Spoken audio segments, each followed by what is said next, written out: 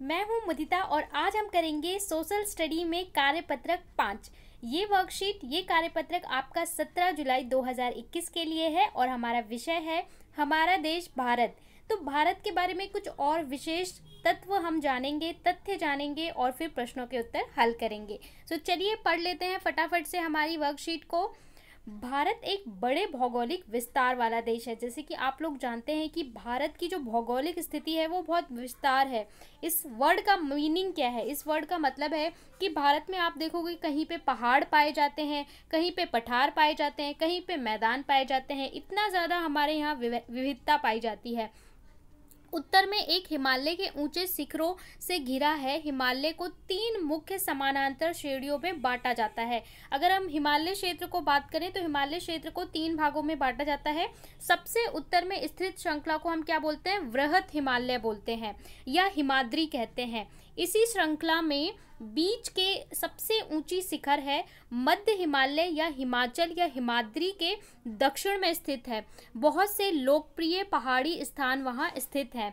शिवालिक सबसे दक्षिण में स्थित श्रृंखला है। तो इस तरीके से आपको हिमालय का वर्गीकरण पता होना चाहिए कि हिमालय को किस तरीके से 3 भागों में बांटा हुआ है और किसको किस नाम से पुकारते हैं। हिमालय के दक्षिण में भारत का उत्तरी मैदान स्थित है। यह मैदान समतल तथा सपाट है। इसके बाद हमारा उत्तरी मैदान बहुत ज़्यादा प्रसिद्ध है। उत्तरी मैदान के बारे में बहुत बातें की जाती हैं।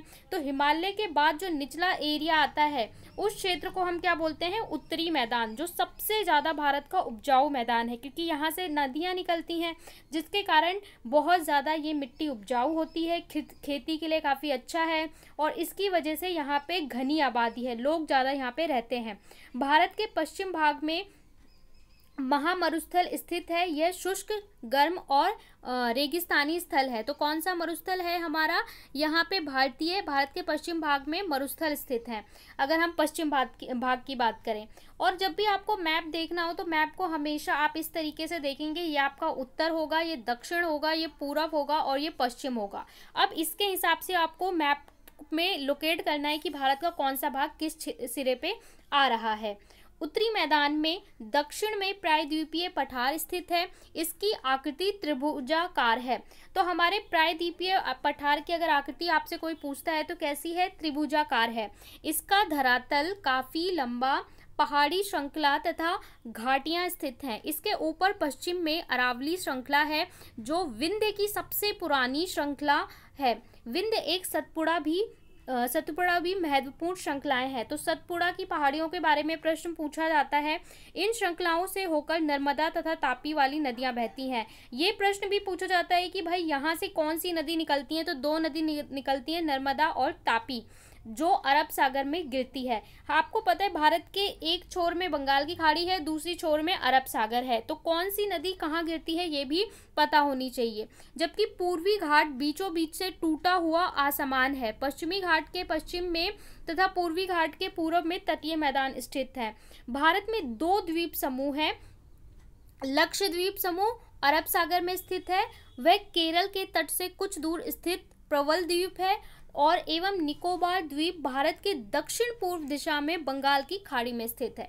अब इस तरीके से आप भारत के मैप को थोड़ा जूम करके निहारने की कोशिश करेंगे। देखिए यहाँ पे आपको दिखाया गया है किस चीज़ की बात कर रहे हैं हम? हिमाचल क्षेत्र की बात कर रहे हैं कि हिमालय वाला क्षेत्र किस तरीके से भारत का बटा हुआ है। इसके बाद हम यहाँ पे मिड भारत की बात करेंगे, दक्षिणी भारत की बात करेंगे, अरब सागर, बंगाल की खाड़ी। अब आपको ये एनसीईआरटी की अगर बुक है तो वहाँ पे आप इसको मैप को ज़्यादा अच्छे से क्लियर देख सकते हैं। आपसे 6 प्रश्न पूछे गए हैं, ठीक है। हिमालय की सबसे उत्तरी श्रृंखला का नाम क्या है? प्रायद्वीपीय पठार की आकृति कैसी होती है? तो चलिए सभी प्रश्नों के उत्तर देख लेते हैं फटाफट से। प्रश्न है हिमालय की सबसे उत्तरी श्रृंखला का नाम बताइए। तो इसको हम क्या बोलते हैं? वृहद हिमालय, ठीक है, वृहद हिमालय बोलते हैं। अगला है प्रायद्वीपीय पठार की आकृति कैसी है? तो अभी हमने पढ़ा कैसी है? त्रिभुजाकार है। विंध्य और सतपुड़ा श्रृंखला में पश्चिम की तरफ बहने वाली नदियां कौन सी हैं? 2 नदी हैं जो हमारी पश्चिम की तरफ बहती हैं, नर्मदा और तापी। ये बहुत ही इंपॉर्टेंट है, ये क्वेश्चन बहुत ही इंपॉर्टेंट है, इसे आप वीवीआई कर ले सकते हैं। अगला जो क्वेश्चन है हमारा, अगला क्वेश्चन है लक्षद्वीप समूह को प्रवाल द्वीप क्यों कहा जाता है? तो